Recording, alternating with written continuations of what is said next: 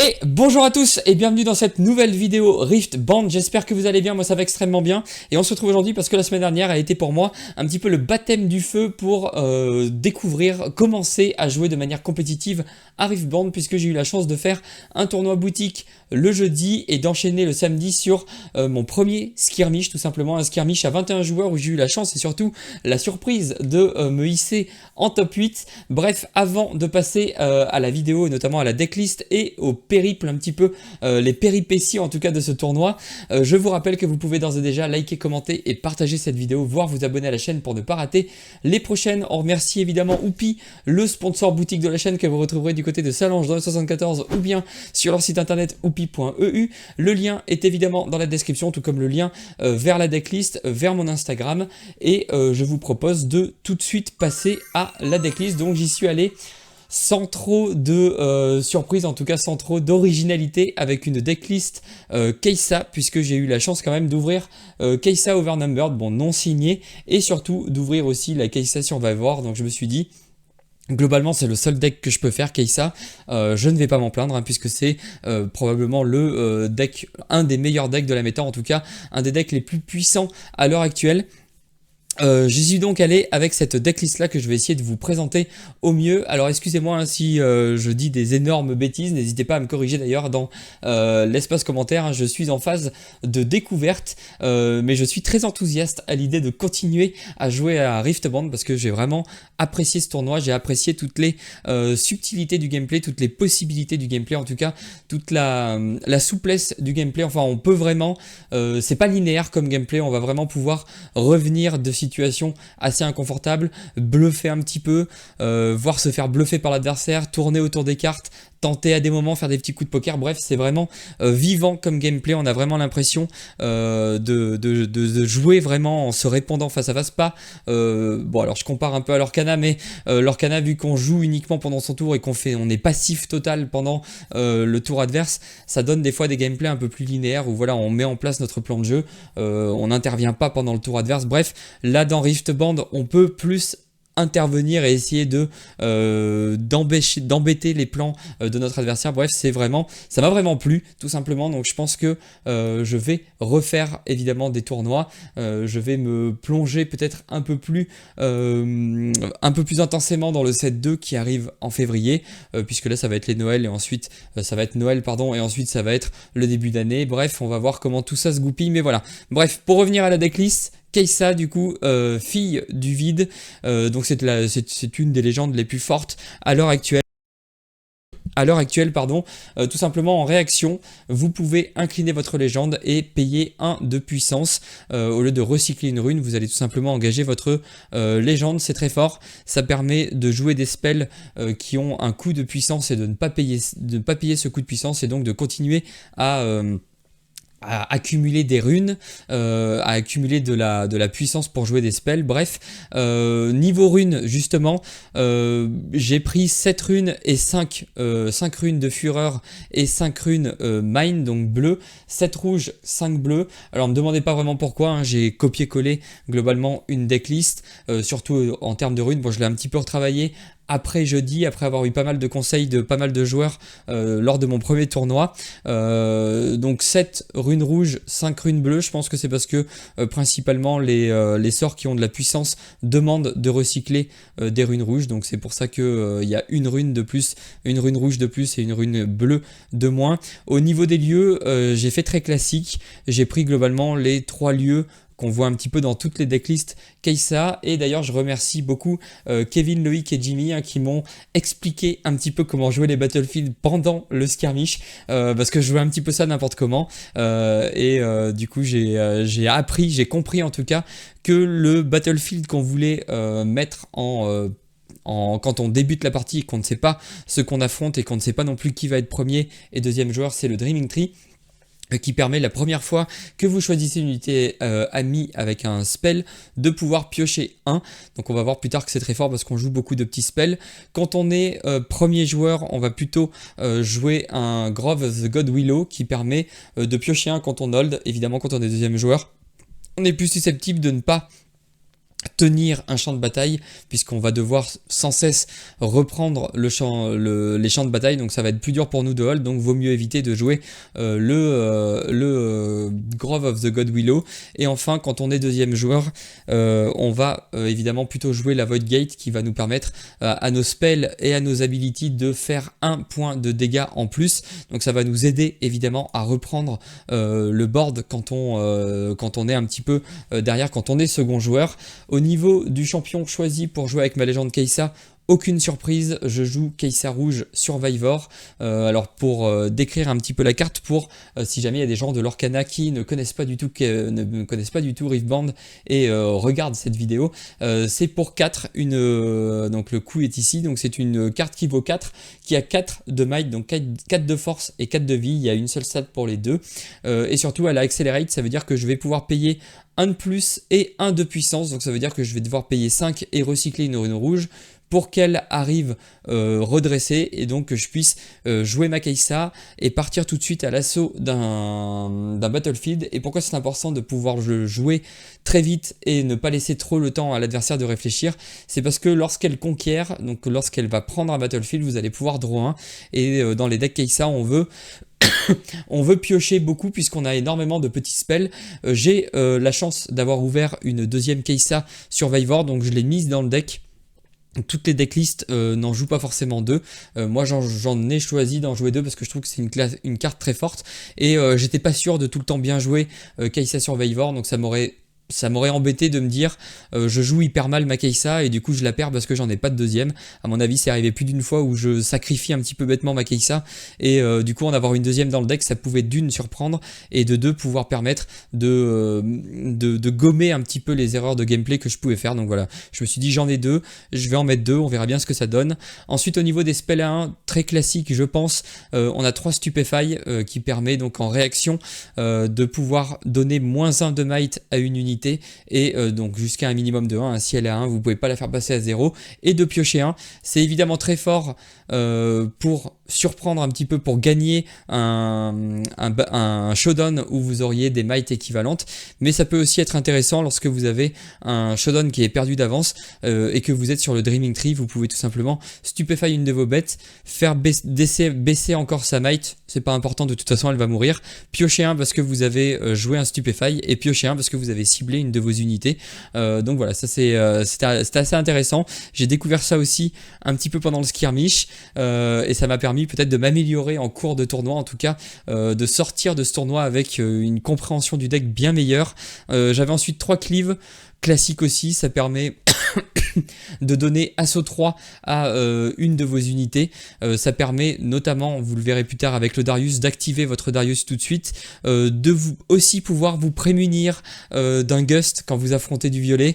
Vous le verrez dans le récapitulatif un petit peu de mes games, que je l'ai appris un petit peu à mes dépens, un petit peu en faisant des erreurs, mais bon c'est comme ça je pense qu'on apprend. 3 Extech Ray parce qu'on joue Kai'Sa et on veut jouer des spells. Le coup de puissance, donc pour 1 on inflige 3 dégâts à une unité sur un battlefield, et ça a 1 de puissance, mais avec Kai'Sa on ne le paye pas. Donc évidemment, vous commencez le jeu avec 2 runes ou 3 runes suivant si vous êtes premier ou deuxième joueur. Lorsque vous êtes deuxième joueur, c'est pas, enfin on va le voir après. Bref, 3 retreats parce qu'on veut absolument sauver nos Kai'Sa. Ça proc aussi le Dreaming Tree puisqu'on va pouvoir retourner une unité amie dans notre main et channel une rune. Donc c'est évidemment très intéressant de channel une rune. Si en plus on draw 1 parce qu'on est sur le Dreaming Tree, là ça devient tout simplement très fort. On sauve une Kai'Sa qu'on va pouvoir rejouer au tour d'après. Bref, ça je pense que c'est un package.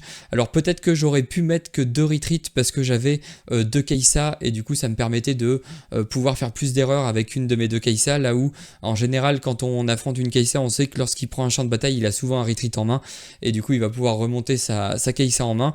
J'aurais peut-être pu descendre à 2, mais encore une fois j'étais pas vraiment très sûr de mon niveau de jeu sur Riftband, donc je me suis dit je vais en mettre 3, ça assure un petit peu de pouvoir retreat ces créatures comme il faut. Après on enchaîne avec les tours 2, alors là c'est aussi très classique, hein. 3 Putiporo. Pourquoi 3 Putiporo? Parce que je m'attendais à rencontrer pas mal de Kai'Sa, et le Putiporo a Deflect, ce qui oblige en tout cas l'adversaire lorsqu'il veut le cibler à devoir recycler une rune, donc ça le ralentit partie, et c'est évidemment très pénible dans les match-up contre Kai'Sa ou même contre le violet, puisqu'il va essayer de cibler vos unités pour soit vous les renvoyer en main, soit vous les renvoyer en base. Enfin bref, faire plein de choses avec ça, donc deflect ça devient un mot-clé très intéressant.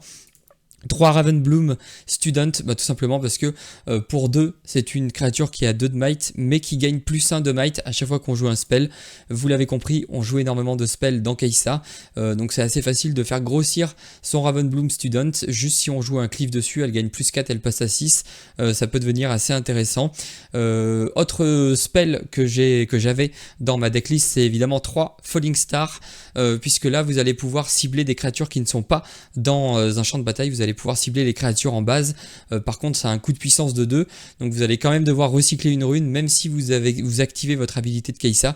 Mais voilà, pouvoir faire 6 de dégâts à une unité ou 3 à 2 unités, c'est évidemment très fort dans le match miroir et dans un peu n'importe quel match-up. Quand l'adversaire va jouer des grosses créatures, vous serez très content de pouvoir coller 6 à une créature. J'avais aussi embarqué main deck de smokescreen.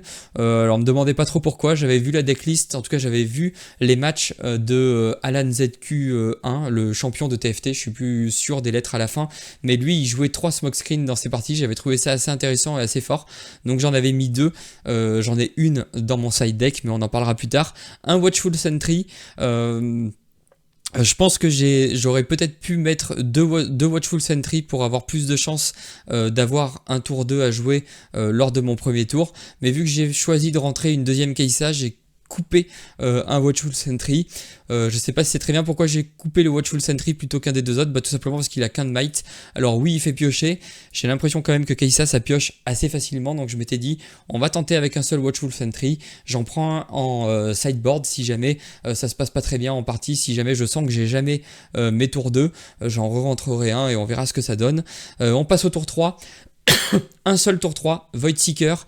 Bon, je pense que en tout cas, je me vois pas jouer avec moins, puisque pour 3 et 1 de puissance, ça vous permet de faire 4 de dégâts à une unité sur un battlefield et de draw 1. Vous recyclez pas évidemment, puisque vous jouez Kai'Sa. Donc pour 3, vous collez 4. Vous pouvez garder vos runes d'étape, même si vous l'avez pas en main, l'adversaire va toujours se méfier en se disant est-ce que je prends le risque d'aller sur un battlefield alors qu'il a 3 manas d'étape et qu'il pourrait me faire un Void Seeker. Voilà, très intéressant, carte où il faut tourner autour dans le match miroir, carte où vous pouvez bluffer aussi votre adversaire pendant votre tour, donc bref, très intéressant à jouer. Je trouvais ça vraiment très, très cool. Tour 4, 4 Noxus Hopeful, je pense que c'est mandatory dans toutes les decklists Kai'Sa, puisque il a Légion, donc si jamais vous avez joué une carte avant, il coûte 2 de moins, donc vous allez pour 2, vous allez pouvoir mettre une créature qui a 4 de might, ça permet de préparer sa base, de préparer ses prochains assauts, et Kai'Sa globalement ça se joue, de ce que j'ai compris, un petit peu comme ça. On va essayer de scorer les points 2 par 2 et d'arriver surtout au 6ème point, et une fois qu'on est au 6ème point, normalement on prépare la prise de board simultanée des deux champs de bataille, et si on y arrive on clôt la game. Donc évidemment des créatures qui ont 4 de might ça aide beaucoup. 3 Darius Trifarian, je pense que c'est pareil, ça c'est non négociable, c'est vraiment la meilleure carte mid-game, en tout cas en rouge à l'heure actuelle. Pour 5 et 1 de puissance, vous avez une carte qui a 5 de might, et surtout lorsque vous jouez une deuxième carte ce tour, vous pouvez lui donner plus de might, donc il passe à 7, et le ready, donc en fait il a un effet accelerate qui vous demande non pas de payer des runes en plus, mais de jouer une deuxième carte. On est dans Kai'Sa, on joue évidemment beaucoup de petites cartes, c'est très facile de faire proc un Darius, d'autant plus que Darius se voit lui-même, donc si vous avez joué une carte avant, et ben quand vous jouez Darius, il se voit lui-même, c'est la deuxième carte à être jouée pendant ce tour, du coup ça active Darius Trifarian. Donc voilà, carte qui permet d'aller reprendre des battlefields assez facilement, puisqu'il aura 7, même plus si vous jouez un cleave dessus.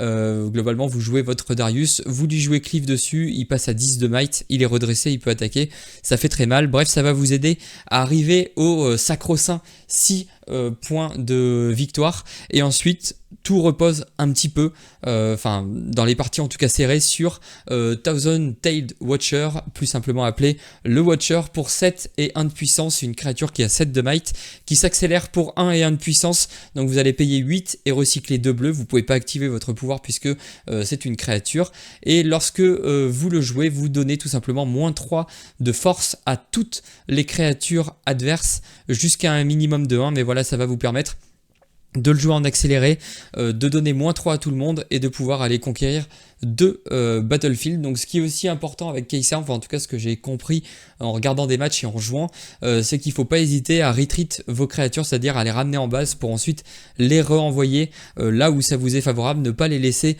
en espérant hold un point. En général, c'est pas comme ça que vous allez gagner, vous allez plutôt gagner en conquérant des champs de bataille plusieurs fois, 2 en 2 jusqu'à 6 et finir avec un Watcher. Ensuite j'avais un Nicatian Rain main deck qui permet tout simplement de... bon alors pour 7 et 3 de puissance c'est assez cher, mais vous pouvez payer 1 avec votre Kai'Sa.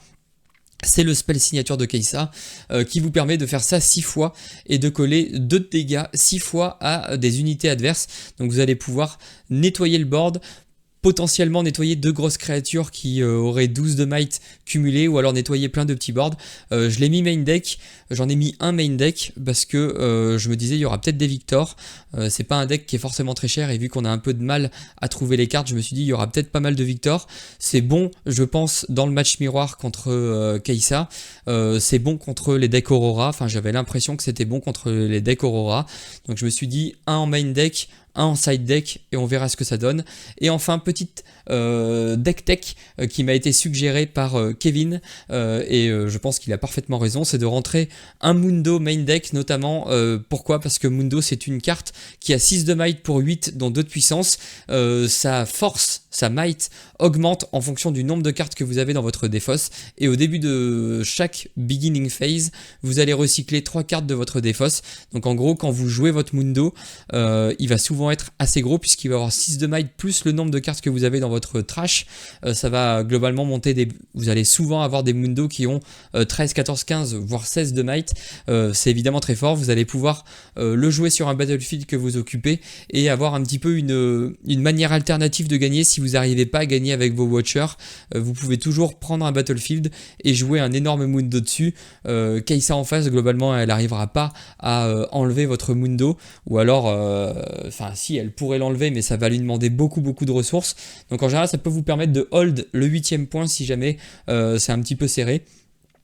Très bonne carte que je l'ai joué 1 ou 2 fois pendant le skirmish et c'est vrai qu'elle m'a permis de hold des battlefields et du coup merci pour ce conseil, c'était vraiment très judicieux et voilà, ça changeait en plus, d'autant plus que j'ai pas de time warp. Alors bon, je l'ai pas, j'avais pas envie d'acheter la carte parce qu'elle vaut quand même assez cher, et alors ça c'est mon point de vue de joueur débutant, mais je suis pas hyper convaincu par time warp. J'ai l'impression que c'est cher et que ça va être utile 1 fois sur 3 globalement, et que 2 fois sur 3 on sera pas content d'avoir cette carte en main.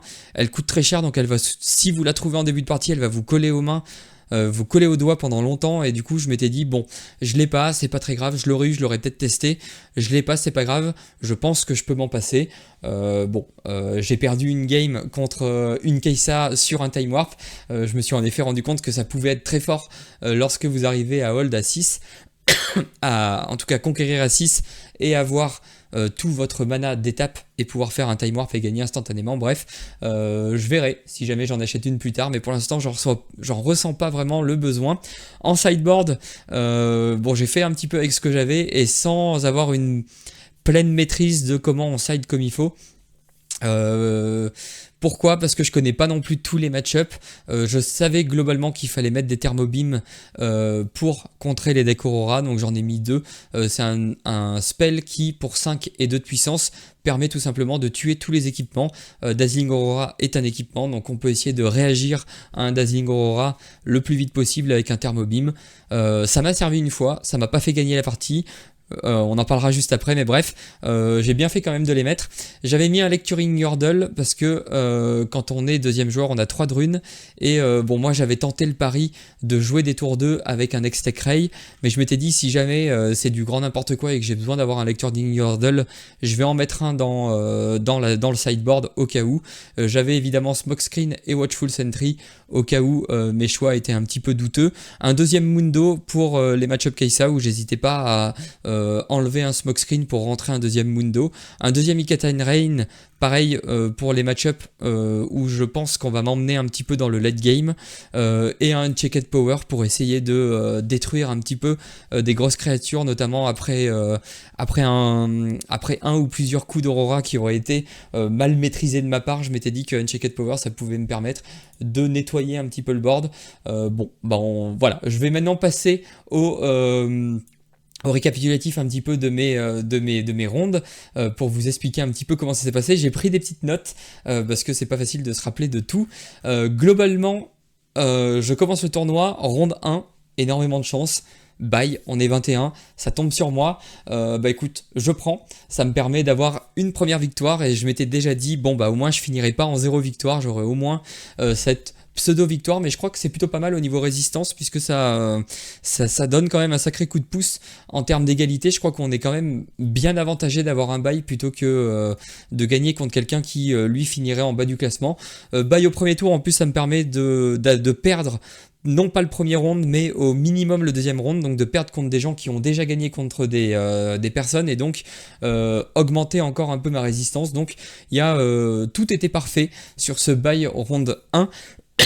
Ça m'a permis aussi de regarder un petit peu les decks qui étaient joués, même si j'ai pas encore le niveau pour vraiment comprendre quand je scoute ce qui se passe dans la salle, mais voilà, ça m'a permis de regarder un petit peu les decks qu'il y avait, de me rendre compte qu'il y avait quand même un petit peu de Kai'Sa, qu'il y avait pas du tout de Maître Yi, pour le coup assez étonnant, pas mal de Jinx et de Annie, bref, voilà, ça m'a permis de voir un petit peu tous les autres decks qu'il y avait, de pourquoi pas regarder sur certains match-ups que je connaissais pas, regarder un petit peu comment ça interagissait à la table, bref, de prendre un petit peu d'informations. Deuxième ronde, je tombe contre Seth, un joueur qui jouait Seth The Boss. Alors c'est un deck qui me donne très envie mais qui a l'air très compliqué à jouer. En tout cas là j'ai eu la chance puisque j'ai gagné 2-0. Donc première partie, globalement, de ce que je me rappelle, c'est que j'ai réussi à tout lui tuer à vue, que ce soit avec mes Hextech Ray, que ce soit avec mes Falling Star, avec mes Void Seeker. Ça a été, je pense, une game un petit peu à sens unique. J'ai vraiment tout détruit, j'étais premier joueur. J'ai pris les champs de bataille, j'ai récupéré mes unités, j'ai détruit tout ce qui posait avant qu'ils puissent les buffer et utiliser les compétences de Seth. Donc je pense que mon idée était pas trop mauvaise et en tout cas ça s'est plutôt bien passé pour moi sur la première game. Sur la deuxième game, je me suis dit ça a bien marché la première partie, donc je vais repartir sur le même plan de jeu. Ça a été un petit peu plus compliqué, il y a eu un petit moment de flottement sur une résolution d'un combat. Alors je sais pas si jamais vous pouvez me dire si le juge a arbitré la chose comme il faut, mais globalement il avait un set, je crois, qui était buff, qui avait 5 de might. J'ai joué un Void Seeker dessus. Et ensuite j'ai joué un Stupefy, donc on m'a dit que le set mourait du coup puisque j'ai infligé 4 de dégâts, il était à 5, il passait donc virtuellement à 1 point de dégâts. Vu que je réduisais sa might de 1, il avait plus que 4 de might et du coup lors du clean-up du showdown, il a 4 de might, 4 de dégâts, donc il disparaît. Et du coup je pense que ça a été un petit peu un tournant dans la partie, ça m'a permis de switch un peu la tempo et de repasser devant. Donc voilà, j'ai gagné ce match. Alors je sais pas si ce point de règle était correct ou pas, mais en tout cas bien content. 2-0, je me dis je suis plutôt bien parti. En tout cas je commence à me dire et peut-être que le top 8 peut être jouable, on va voir. Sauf que round 3, je tombe contre un gros joueur de la salle, je pense. En tout cas, je l'avais déjà vu le jeudi dans une autre boutique. Je tombe contre Loïc, premier match miroir contre Kai'Sa. Alors, j'ai pas du tout d'expérience dans le match miroir, donc je pense que je me suis fait tout simplement outclassé, enfin en tout cas surclassé partout dans tous les compartiments du jeu. Il jouait pas du tout la même decklist que moi, enfin pas du tout. En tout cas en termes de champ de bataille, c'était pas du tout la même philosophie. Donc je pense que ça m'a peut-être un petit peu surpris parce que je voyais comment moi je voulais jouer mon deck. Je pensais savoir comment lui voulait jouer son deck. Et finalement il n'avait pas exactement les mêmes plans de jeu que moi. Et du coup je pense que la différence de niveau plus ce petit déséquilibre au début, ça m'a complètement mis derrière, donc j'ai perdu 2-0. Ça a été vraiment assez sec comme défaite. Donc voilà, on retombe, on remet les pieds sur terre, on perd cette troisième game 0-2, donc assez violent. Je suis en 2 victoires, 1 défaite. Round 4. Et là aussi, le hasard des appariements, je tombe contre Jimmy. Et là aussi, je sais que c'est un excellent joueur, en tout cas bien meilleur que moi. Et ben là, tout simplement, donc je perds 1-2. Cette fois, j'ai réussi à prendre une game. Il avait, je pense, une decklist plus similaire à la mienne, en tout cas dans les champs de bataille qui étaient choisis. J'ai l'impression que c'était plus similaire. Mais là aussi, j'ai vraiment senti la différence de niveau par rapport à moi qui était toujours un peu derrière. J'avais peu de cartes en main, j'avais souvent pas d'unité en base. Lui, il avait toujours une main pleine, toujours plein d'unités en base. J'avais l'impression qu'il avait toujours genre 2-3 coups d'avance sur moi. J'avais l'impression qu'à chaque fois que je faisais quelque chose, ça l'embêtait, mais il avait quand même plusieurs réponses possibles et qu'à chaque fois en fait il réfléchissait juste pour trouver la meilleure réponse et pas juste réagir comme moi je faisais. Moi je réagissais beaucoup à ce qu'il faisait en me disant il faut que je limite la casse. Lui, j'avais vraiment l'impression qu'il maîtrisait la situation et qu'en fait il réfléchissait juste à ok, bon, dans tous les cas je vais reprendre l'avantage sur ce tour là, comment est-ce que j'accentue mon avantage pour les tours suivants, là où moi j'étais vraiment en réaction sur les tours qui viennent. C'est d'ailleurs dans cette partie que j'ai appris à mes dépens la puissance un petit peu du time warp, puisque il y a une partie où je me suis dit, la première partie notamment, il était quand même devant, mais voilà, j'avais un petit peu ma vision pour la fin de partie, en tout cas essayer de l'embêter au maximum, et sauf qu'en fait il y a le tour où je me dis bon, il va monter à 6 et ensuite je vais pouvoir essayer de réagir et de pas mourir tout de suite. Il a tout simplement monté à 6, time warp, fin de la partie. Ok, bon, en effet, time warp, c'est plutôt assez fort.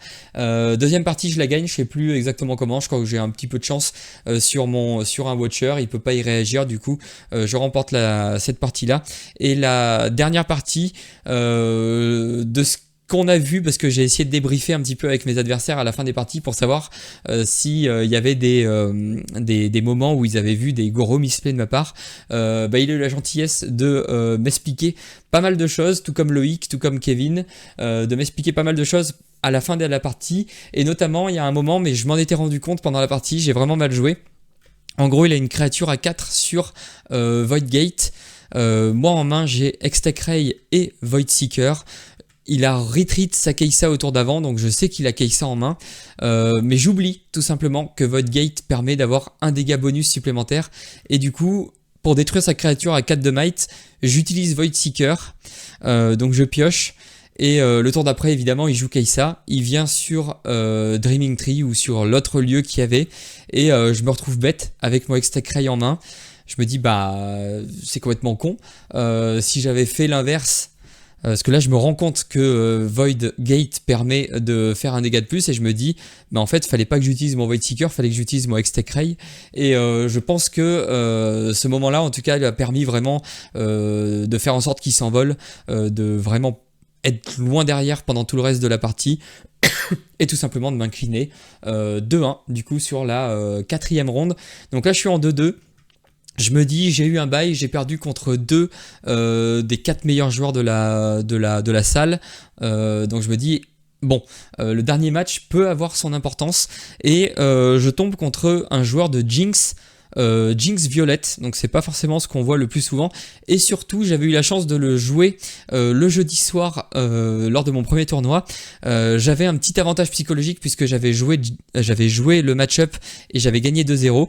J'avais cru comprendre qu'il détestait jouer Kai'Sa, donc déjà quand j'arrive à la table, je vois qu'il est pas content d'affronter une Kai'Sa, ça l'embête, et je gagne 2-1, donc j'étais évidemment très content du résultat. La game a été quand même assez dure, sauf la première game. Première game, je me dis, bon bah c'est bis repetita de ce qui s'est passé jeudi.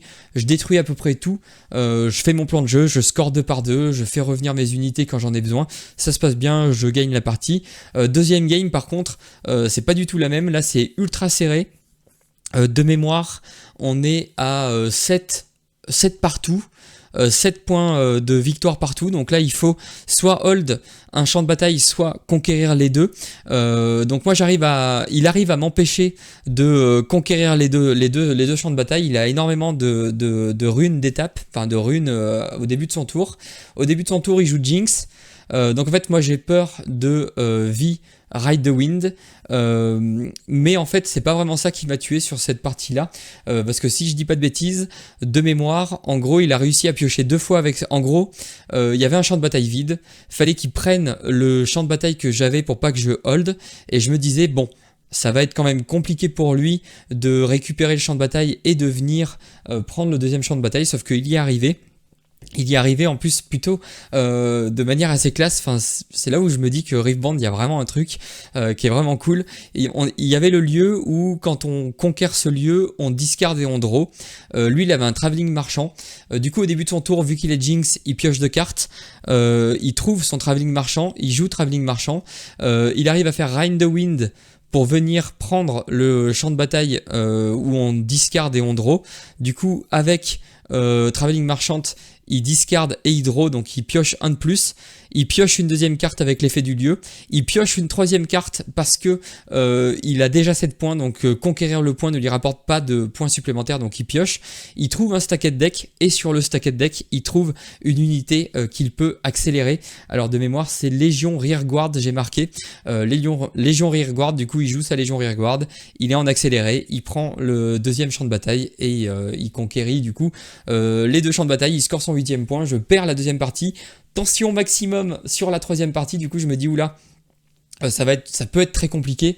J'ai évidemment très peur de Vi Ride the Wind. Je me dis que s'il arrive à 6, je suis vraiment à la merci de ce combo là. Du coup 3e game, j'essaye vraiment de le ralentir, de l'empêcher comparé à ce qu'il a pu faire dans la partie 2, de scorer et de monter assez haut en points. J'y arrive plutôt bien. Il y a, je pense, un moment du coup pour éviter que je score trop et que je gagne trop facilement, il est obligé de Vi Ride the Wind pour reprendre les 2 champs de bataille et scorer 2 et recoller un petit peu en termes de score. Sauf qu'en faisant ça, il vide sa défausse et moi la mienne est pleine. J'arrive pas à scorer en prenant 2 champs de bataille. Par contre, c'est là où je suis content de cette petite tech card. J'arrive à poser un Mundo sur le lieu que je contrôle déjà. Et là, c'est tout simplement trop dur pour lui. Il peut plus faire Vi Ride the Wind parce que il a vidé sa trash, sa défausse avant, donc ça devient vraiment trop compliqué pour lui. Donc en fait, je score non pas en conquérant de Battlefield, je gagne en tout cas la partie non pas en conquérant de Battlefield comme le fait d'habitude Kai'Sa, mais je le gagne tout simplement en holdant le point avec un Dr Mundo gigantesque. Je sais plus combien j'avais, je crois que j'avais 16 ou 17 de might le tour où je le pose. Donc voilà.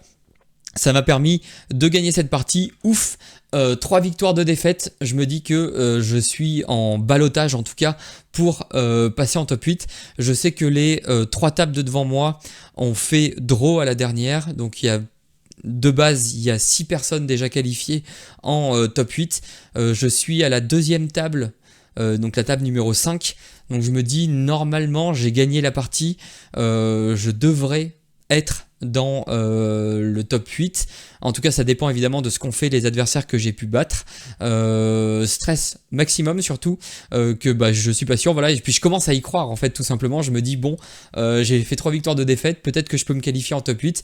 Heureusement pour moi ça passe, je passe en top 8.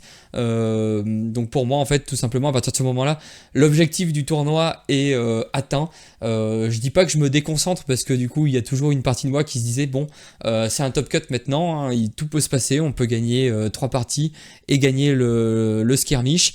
Bon, quand je connais mon adversaire, c'est évidemment un petit peu compliqué puisque j'affronte un autre gros bonnet de la salle, Maxime, sur sa Miss Fortune Aurora. Lui aussi, je l'avais vu jouer, j'avais pas joué contre lui, mais je l'avais vu un petit peu jouer à mon tournoi de jeudi et ça avait l'air très très solide.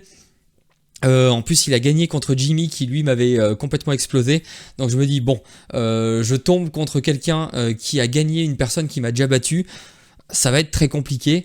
Et en effet, match-up très compliqué contre Miss Fortune Aurora en top 8, je perds 0-2 et franchement j'ai pas vraiment pas eu d'idée, j'ai pas entrevu en tout cas de manière de gagner le late game face à Miss Fortune Aurora.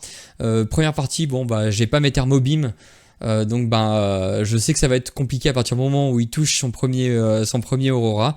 Ça arrive assez vite. Pardon, ça arrive assez vite. il a, je sais plus, je crois qu'il a 2 Mind Splitters sur un champ de bataille avec un Dead Bloom, une Miss Fortune et son 3e Mind Splitter sur le 2e. Enfin, je peux carrément pas reprendre le board du tout. Deuxième game, je commence. Donc là, je me dis, bon allez, je mets mes Mundo, je mets mon Unchecked Power, je rentre mes 2 Icatian Rain et je vais essayer de scorer très vite les points. Tant pis, je vais essayer de hold, même si normalement on essaye de retreat. Je vais essayer de prendre des risques en holdant des champs de bataille. Je monte un peu plus haut, j'ai l'impression que j'ai été plus menaçant sur la deuxième partie, en tout cas plus que sur la première. Bon, je fais un énorme misplay à la fin, mais on n'y est pas encore. En tout cas, j'arrive à trouver mon Thermobim, il me le sabote avec sa carte sabotage, donc il me l'enlève. Gros coup de chance. Carte que je draw sur le début de mon tour, Thermobim, je peux lui casser son Dazzling Aurora, surtout que sur son Dazzling Aurora, lui, il a passé un autre de ses Dazzling Aurora, donc je sais qu'il lui en reste plus qu'un potentiellement qui peut piocher dans les tours qui viennent, donc je me dis bon, il a plus de Dazzling Aurora, il a un Mind Splitter sur le board, il a sa Miss Fortune, c'est peut-être le moment de faire quelque chose, sauf que, méga misplay de ma part, j'ai Putiporo en base, redressé, je joue Watcher. Il y a un champ de bataille que je peux pas reprendre, mais il y a un champ de bataille que je peux reprendre pour l'empêcher de hold, de scorer trop et de gagner, et pourquoi pas moi de l'obliger ensuite à venir trade avec ses créatures. Sauf que j'ai Watcher en main et double cleave, un Putiporo ready dans ma base, je joue Watcher. Et là je me dis bon allez, je pars sur le champ de bataille où il a Miss Fortune et son Mind Splitter. Et sauf que patatras, je joue super mal. Déjà, j'aurais dû cleave mon Putiporo pour éviter de me prendre un gust sur mon Putiporo, ça on me l'a expliqué après, qu'en gros moi j'étais sur Dreaming Tree, donc j'étais resté focus sur ce qu'on m'avait dit. Dreaming Tree, on joue des spells quand on est sur le champ de bataille, donc j'attaque avec les deux. Non seulement je cleave pas mon Putiporo avant, j'attaque avec les deux, et en plus je fais l'énorme bêtise de cleave mon Putiporo une fois que je suis sur le champ de bataille, et pourtant c'est pas faute que Maxime m'ait prévenu en me disant hein, tu es sûr Jordan que tu cleaves ton Putiporo, et alors là moi dans ma tête je me suis dit oula pourquoi il me dit ça machin et tout. Et j'ai pas pris le temps de réfléchir plus que ça, enfin, en tout cas ça me paraissait le bon choix, parce que je me disais si jamais il peut me fight or flight mon Watcher, j'aurais quand même mon Putiporo qui a 5 de might, mais en fait c'était nul à chier, il aurait fallu que je le cleave avant et que j'attaque avec. Bref, il me gust mon Putiporo, je me retrouve avec un pauvre Watcher sur le champ de bataille qui se fait ratatiner parce qu'il restait sur le champ de bataille. Bref, giga misplay, défaite un petit peu logique, je pense en tout cas au vu de mon niveau de jeu, mais bref, c'est en forgeant qu'on devient forgeron, j'ai envie de dire, et je finis quand même top 8. J'ai malheureusement pas les cartes puisque la boutique n'avait pas encore reçu les kits de skirmish, mais voilà, pour ma première semaine de tournoi compétitif Riftbound, je suis tout simplement conquis. Le jeu est super cool, super agréable, j'ai vraiment l'impression qu'à la fin des parties c'est en tout cas le meilleur joueur qui gagne, beaucoup plus que le meilleur deck. J'ai vraiment l'impression que, enfin en tout cas je l'ai vu dans les matchs miroirs, hein, j'ai pas gagné parce que j'étais clairement moins bon que mes adversaires, mais je pense qu'il y a moyen de s'améliorer. En tout cas je sors de ce tournoi en me disant ok, je vois les moments où j'ai fait des erreurs, j'essaye de les imprimer et de pas les refaire et de tourner un peu plus autour de tout ça lors des prochains tournois que je vais faire. Alors je sais pas quand est-ce que ce sera, sûrement les skirmishes du mois de janvier, je vais essayer d'en refaire un petit peu, et ensuite évidemment les tournois à partir du 7-2, je pense que je vais être un petit peu plus assidu, un petit peu plus suivre la méta, et pourquoi pas faire plus de vidéos si celle-ci vous plaît. Bref, j'espère en tout cas que ça vous aura plu. Si c'est le cas, n'hésitez pas à liker, commenter et partager cette vidéo, voire vous abonner à la chaîne pour ne pas rater les prochaines. Il me reste plus qu'à vous souhaiter une excellente journée et ou une excellente soirée, tout dépendra évidemment du moment où vous choisissez de regarder cette vidéo. Allez, salut!